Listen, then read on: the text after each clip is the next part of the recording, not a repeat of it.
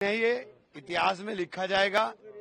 हमारे अधिकारों के ऊपर पूरी तरीके से कुठाराघात है और हमने बार बार चेताया कि आप जो बात यहाँ बोल रहे हो, आप कह रहे हो कि हमने वक्फ बाय यूजर को खत्म कर दिया, लेकिन वक्फ बाय यूजर के अंदर एक शब्द लगा करके सिवाय उन संपत्तियों के जिन संपत्तियों के ऊपर सरकारी कब्जा सरकारी ना हो, मतलब कब्जा सरकार का ना हो या वो विवादास्पद ना हो। और उसके लिए सबसे बड़ा उदाहरण उत्तर प्रदेश है। उत्तर प्रदेश में 14,500 हेक्टेयर में से 11,500 हेक्टेयर लैंड वक्फ की जो थी उसको सरकारी संपत्ति बनाने का काम किया गया, उसको विवादित करने का काम किया गया। तो ये बहुत बड़ा नुकसान मुसलमान को, वक्फ को, दोनों को होने जा रहा है।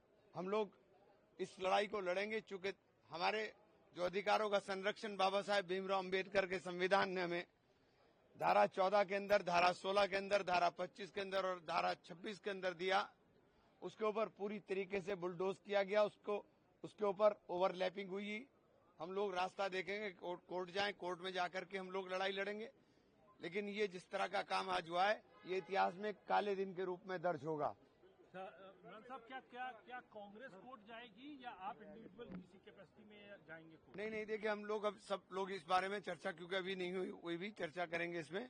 हम लोग सब लोग बात करेंगे और हम लोग जाएंगे।